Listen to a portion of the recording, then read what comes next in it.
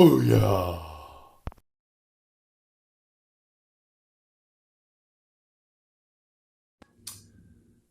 Tippy time, my damies, and welcome to episode 10 of Reviewedly Interrupted. Still getting the bugs worked out. I'm getting ideas in my head and everything. Oh, yeah, this is what I'm doing this week. The Funhouse Massacre. Yeah. But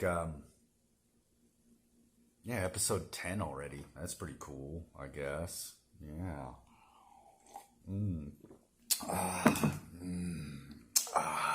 Coffee. But yeah, this time I'm gonna be doing the Funhouse Massacre. It's like stumbled across this flick and it's pretty fucking cool. I think what I did is I looked at the front and I was like, all right, Funhouse Massacre, like classic title. I mean the cover just is like, all right, what's this about? And then I looked at the fucking cast.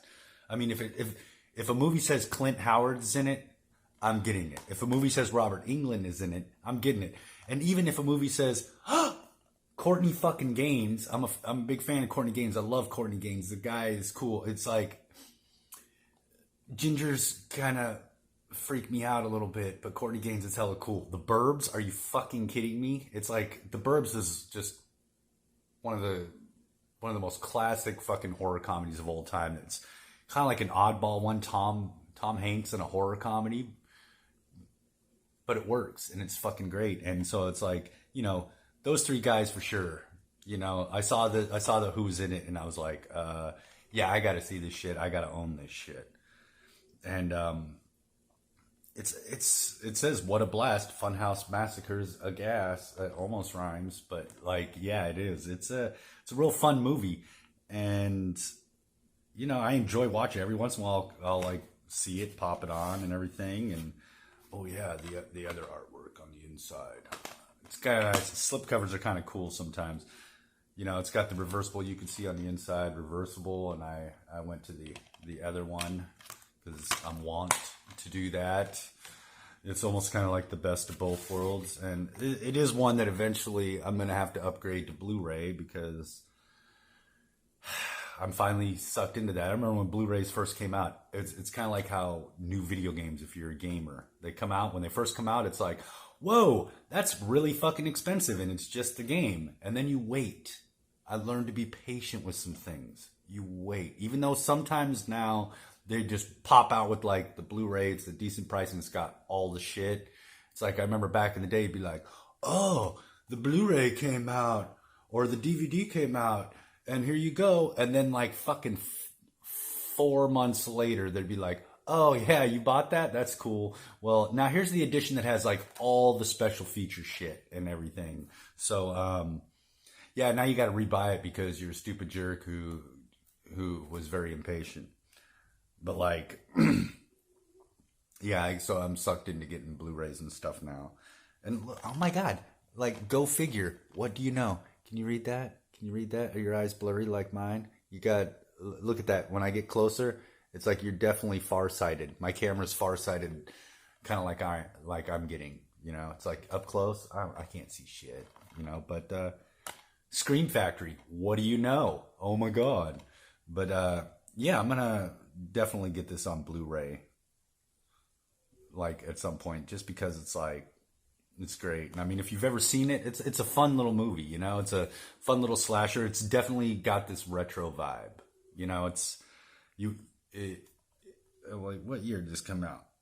2015. 2015, not too long ago, really. What, 8 years ago? I mean, it seems like fucking forever ago now, but coming out in 2015, but really coming across as I would say an early 90s kind of slasher. And what's cool is it's got the menagerie of killers, instead of the one single slasher coming after motherfuckers. So it's kind of cool and it's zany, and I think that it's only 90 minutes, only an hour and a half. I think that there could have been a cut where it was 2 hours long.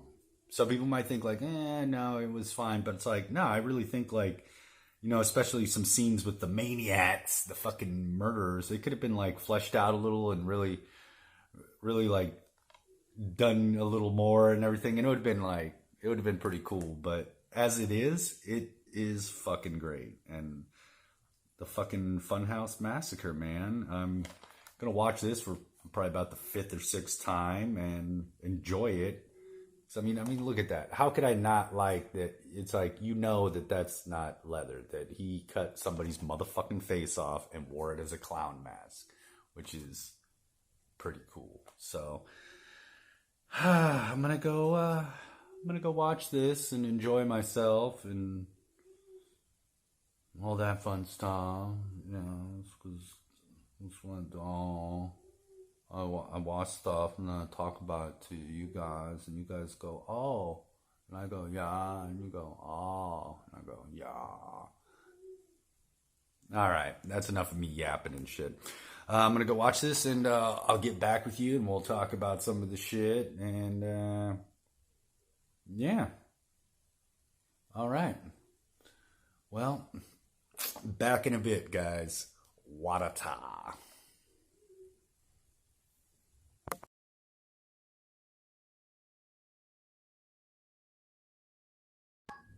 Yeah. Okay, Pootie. Yeah. You're on in 5, 4, 3. All right. Funhouse Massacre. This one is a fun fucking movie. I like how it's just all the different little characters and the character actors in it. And it's like funny as shit. I love that. I am Machete. It's just like funny as shit. And it plays like, well, this came out in 2015, but it plays like something like 20 years older. It's like that weird mid 90s thing.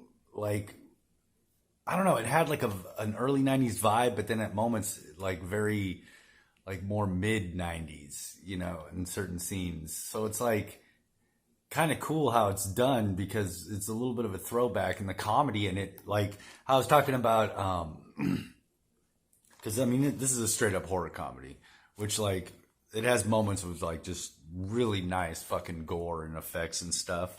So it's like,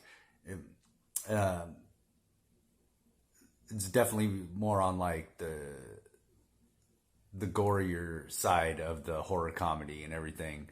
And how in Behind the Mask, it was like, it was a horror comedy, but it didn't play like one. Like the humor was there, but it wasn't like so overt and in your face. This one has more like, you know, gaggy kind of stuff going on, where it's like, it's funny though. It's solid just the way it's done, because it's a horror comedy that has enough seriousness that you're just like, all right, it doesn't just get so like goofy and almost like, because I love the scary movies, but it doesn't veer into like that territory where it's like more just about the gag humor and everything else. So like, I really love that vibe with it and everything. And fucking dude, just like awesome cast. Like I just love the fucking cast in this. I mean, shit. Like even the one mofo, Jerry Burns. I don't know, man. It's spelled weird. Don't do that. Simple minds make me having to think and Google shit. But like, dude, he's just got a face. You know, he's just got that face where it's like, no matter what, it looks like he's the guy that would just like, I don't know, hit on your mom in front of you and just like give you these looks like, yeah, fuck you, dude. You know, he's got resting asshole face like at old times, but he's funny as shit. Like, I don't know if you've ever seen the movie Otis. Like, it's like, check out Otis, and he's in that, and he's so fucking hilarious because he's so good at being just like a deadpan dickhead. You know, it's just fucking great. And I just love the setup of this whole movie. It's got like, you can tell it's got like a backstory. Like there's more involved. I mean, because one dude's daughter, who's like the Stitch Face Killer and shit like that, dresses up like a clown and shit. It's like in between like her being a little kid and then like her dad getting locked up, and he's been locked up since then, up until she's like an adult woman. There's like this whole period where it's like, what the fuck was going on with her? Because she obviously became a fucking psychopath and shit. So it's like, there's got to be some shit there. And then like even more backstory could be done with even each of those fucking characters, like their situations that got them caught and everything. And then it kind of, I like how it sets, like, ends on a fucking cliffhanger and shit, you know? One bitch surviving and dancing away. It's like, you know, but that's what's kind of cool is it's like that's another, like, it's like that pessimistic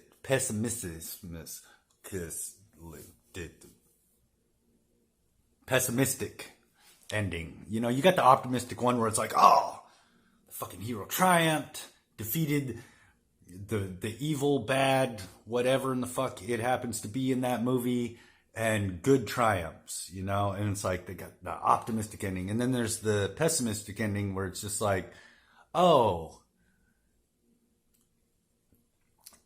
like evil was thwarted that day, but evil survives to carry on and keep doing fucked up shit for however long, you know? And it's like, got that pessimistic ending cliffhanger, which is pretty cool. And I don't know, I thought it was a tight movie. I mean, 90 minutes, it definitely could have, like, you know, added another 30 minutes in it. I could see this as a 2-hour movie, for real. Just with some more of the, like, the gore effects and maybe just, like, because, I mean, they end up murdering, like, a shit ton of motherfuckers up in that, like, little carnival thing going on, you know? And they, like, more of that could be added in just for, like, the more, like, horror, like, gore, like, effects. Like, yeah, you know, let's get a little more splattery, you know? But, you know, still at 90 minutes, it's a solid fucking movie. And I highly recommend it and shit. I mean, like, you'll love the fucking cast. Robert Englund. And, like, seriously, Courtney Gaines. Every time I see Courtney Gaines, it's in anything, it just reminds me of the Burbs, and I just immediately hear, it came with the frame. I just fucking love that shit. So I'll always be a fan of him just because of that and everything. And, yeah, definitely check it out, you know. Like, go pick up I think the Blu-ray is available, maybe not, I don't know. Like, I do need to upgrade this to Blu-ray at some point down the road. It'll happen, because, you know, I think it'll be cool seeing that and shit. But yeah, like, Funhouse Massacre. Definitely check this shit out. It's a good slasher. It's got some good solid comedy. It's a fun movie, you know. You'll be entertained as shit, and yeah, check it out, you know. Especially if you like that kind of, like, a little bit older vibe and everything. I think what made it seem a little, like, newer was just, like, the music. That's what gave it that later 90s kind of vibe, you know, the underlying soundtrack music and shit. Because, like, you'd get the vibe of the early 90s where it was just kind of like, I don't know how to explain it, but if you've seen enough of the movies, you can kind of get it, where if you kind of, like, put yourself in that mindset where it's like, okay, I'm watching an older one, and it, like, fits. I don't know how to explain it. Just, like, that's how it works in my weird little fucking movie mind. Whatever. And but the music just feels like later 90s shit. Even, like, you know, we start getting into the I Know What You Did Last Summers and Screams. You know, the slashers around that. The underlying soundtrack music kind of has more of that vibe.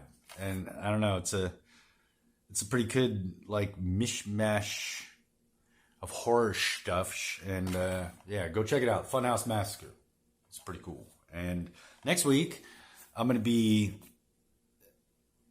reviewing a movie by, I'm pretty sure, everyone's favorite horror movie director. I mean, I think he's batting 1,000 with fans. People just absolutely love his movies, like everybody does. And next week, next episode or whatever, I'm gonna be doing Rob Zombie's Lords of Salem. Yeah, I know there's a ton of people that just absolutely love every single one of his movies, and, like, have no problem sharing the fact how much they love him. But, like, I don't know, I dig him. I know people get sick and tired of seeing his wife in every movie, but I just kind of, like, look past that. I'm like, whatever, you know? It's like, he wants to put his wife in everything? Cool, whatever. Is the rest of the movie pretty awesome? And, yeah, with the Lords of Salem, it is. And I don't know, I really dug this movie. There's some, like, House of a Thousand Corpses classic. Yeah, Devil's Rejects. And they go, oh, he makes some solid movies. I know people were really pissed off at this Halloween because, like, nobody wanted anybody to touch Halloween. And I don't blame him. The original's a classic. But I was like, yeah, what the fuck ever, If it, like, you could get some, like, really shitty Hollywood thing done with big name actors or some kind of goofy shit that could ruin it. And at least he gave us a brutal Michael Myers. He didn't, like, puss out or something. But, like, anyway, that's beside the point. This one I just feel is really special. It's something different than what he's done, I don't know. I don't know how to explain it. This one has this different look and vibe to it that I don't know. I really dug, and it's like my favorite of his movies. So I'm gonna be doing that next week. But until then, go watch the Funhouse Massacre because this motherfucker is fun as shit. This is one of those, you fucking get some popcorn and you sit and you, like, get ready and you just know you're just gonna be like, oh yeah, and you get sucked in and it's so much fun and you'll laugh and you'll fucking the gore and everything. It's just it's fun as shit. So it's like, yeah, make some popcorn, watch this. It might be streaming somewhere. I don't know. Go buy it. Fucking do whatever. I mean, I'm not gonna tell you what to do. I'm not going to tell you what to do. I'm just going to berate you incessantly like an old Jewish mother until you finally break down and go watch this movie and enjoy yourself. Okay? But I mean, your brother's a doctor, so I don't really know what your problem is. Why can't you get a good job? Like your brother, the doctor. Yeah. Well, he probably watched Funhouse Massacre, and so should you. So, all right. I'm getting the fuck out of here because I'm tired of yapping, and I want to go watch another movie. So, until next time, this has been Reviewedly Interrupted with your host, Pootie Tang. So, capichow. Ayo.